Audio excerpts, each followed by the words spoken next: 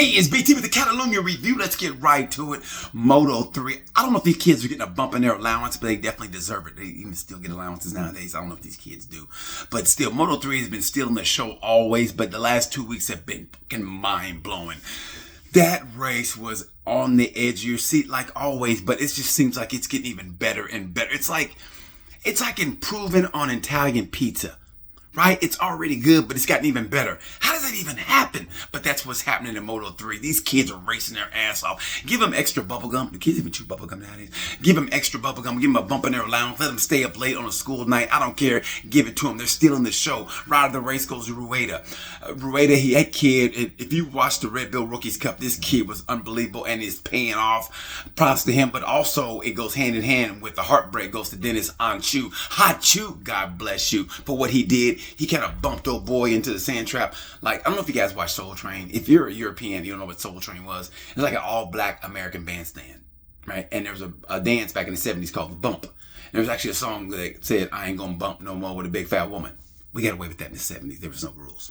But ain't no bump no more with a big fat woman. And that's where they kind of bumped him. But he was in the racing line. They both, if you watched it, he got bumped. And then he came into the racing line as Anchu was Hachu, God bless you, was coming into the racing line. It was iffy, but anyway, Moto3, great racing. Props to David Alonso. Let me tell you something. Alonso being from Colombia and the South American market is basically untouched. All you have is the Argentina GP, but you got Moreira from Brazil. Now you got Alonso from Colombia. If we can find a good Peruvian rider, whoa, that after party's going to be off the hook, if you know what I mean. Peru and Colombia. You know what I'm talking about. Colombian flu. Anyway, great race in Moto3. Moto2, let me tell you something.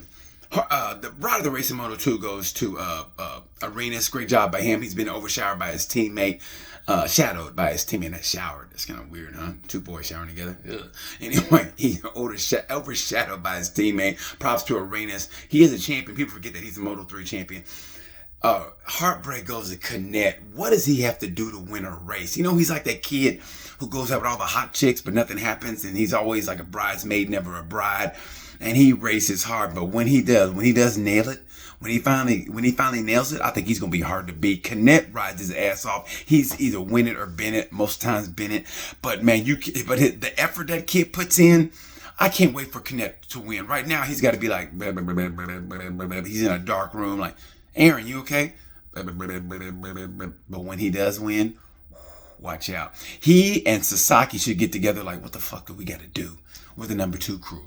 That's the number 2 crew. He and Sasaki are the number 2 crew. But once they find out a way to win, they are going to be hell in a sack. Anyway, yeah. But the talking point for Moto2 was Jake Dixon when he won. I don't know if you guys watched it. He in the Cliff Note version, what he said was, so Acosta's supposed to be the next Marquez, huh? Okay. Now listen, I know people, I watched social media, they were up in arms, going, Jake's got no class, this and that. I love what he did. Let me tell you something. I think the world is great now. Everybody's all buddy. You know, like, listen, do we want a 2015 in MotoGP like Rossi, Marquez? No. A rivalry would be nice. These guys are really nice to each other. I still think on the track, there's still aggression. They still want to win, but it's all buddy. But I think a little bit, I think Jake basically was thinking the same as other riders, you know, that it's like jealousy. And Acosta's supposed to be the shit. And everybody's talking about Acosta, and he's like, hey, man, it's kind of like on Rocky 4 when he fought the Russian, and all the Russians started rooting for Rocky, remember? And he was like, Zabiyet, meaning I'm real champion. At least that's what they say in the movie. Anyway, but it's the truth, okay? Everybody, it's like that girl that comes into high school that second semester. All the guys go, man, she's so hot. And all the other girls like, no, she's not. She's got neck fat. That's just jealousy.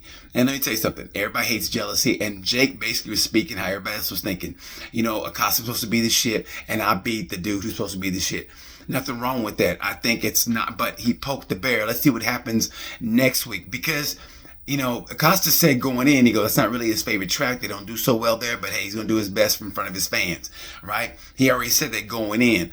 Now, and he lost the tire, and he wasn't getting good edge grip, but he still raced his ass off. So now I'm going to see what happens in Mazzano. Let's see what happens in Mazzano. Jake talked a little shit. So I think a little rivalry is good for MotoGP. I really think it is. So I have no problem with what Dixon said. but now you got to back it up. And he's third in the points. He's third. And by the way, has anybody seen Arbolino? I mean, I've got 2 bloodhounds and a helicopter, and we still can't find his ass. The last 2 weeks, he has been MIA. I'm going to put him on Dateline NBC because I can't find him. I don't know if it's because he lost that Grazzini ride or whatever, but something's going on with Arbolino, and he's slowly losing steam. And if Jake Dixon's won twice now, watch out for Dixon in the second half of the season. I'm telling you, the flyaways always make a big difference, but you never know. I mean, Dixon might pull off a Rocky and get the victory, but I like what he did. I don't care anybody say I like what Dixon did. A little rivalry is good. A little shit talk is good, but you got to back it up. And now you poke the bear. Let's see what happens. MotoGP, man, I think everybody's like me, like, we dodged a bullet with Pecco. And it's weird to watch.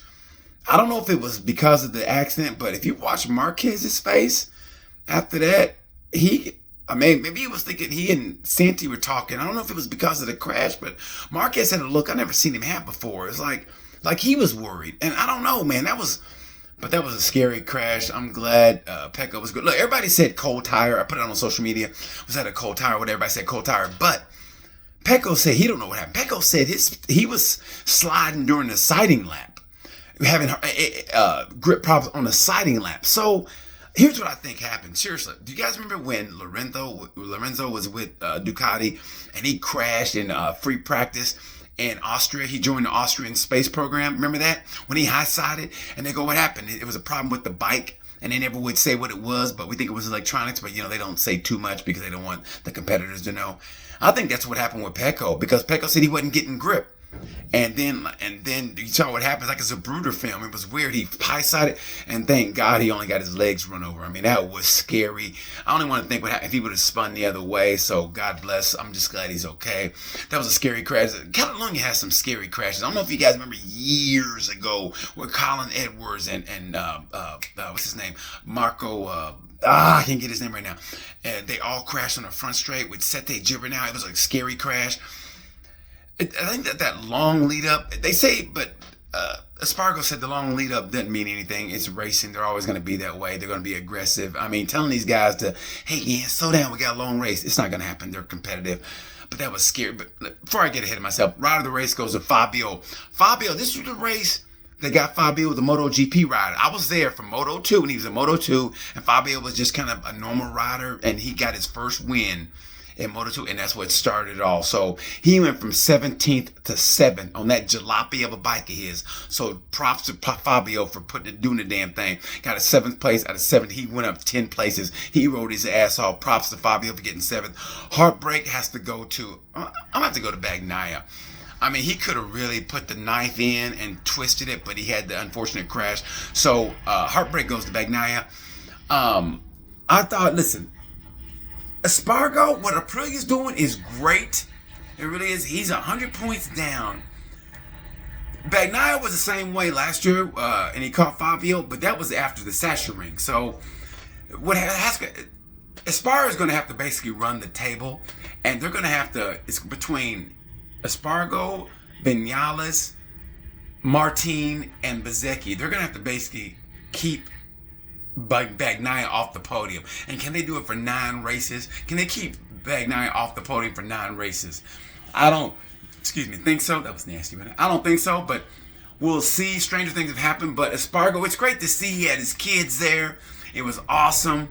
Maverick looks happy. So we'll see. I think after Mazzano, I think we're going to see if Marquez, should he stay or should he goes now. If they have a good Mazzano test, we're going to see if Mark stays, and we're going to see about the Pedro situation.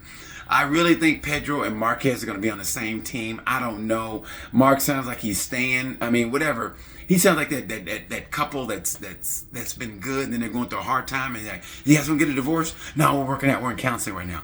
Well, basically, Marquez is in marriage counseling right now, but I think he's dating other people.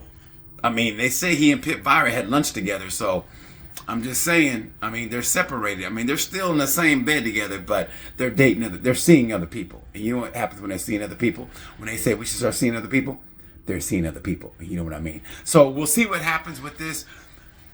I just think MotoGP's in a great place. Mazzano, I think, is going to tell the difference. I was going to hold off and wait until afterwards to do this, but I had to get this out because you guys are the only people I can talk to MotoGP about. I have nobody in my life to talk to MotoGP, so I love you guys. Sorry it took so long. You have no idea how much I love you guys. This is my life. Anyway, like I said, I think Mazzano's going to tell the difference. After the test, Marquez might be like, you know what? It's time for a divorce. I think he and Pedro will be on the same team. We're going to see Jake Dixon poke the bear with Pedro Acosta, who it's going to be great. Mazzano's going to be even better than Catalunya because they're going to have grip. And the champ might be back. Bagnaia might be back. MotoGP's better than ever. And watch Moto3, you son of a bitches. Watch Moto3. Best race going to play. Anyway, I got to go. Sorry it took so late. You know how I say about this time. You know the word. Bye.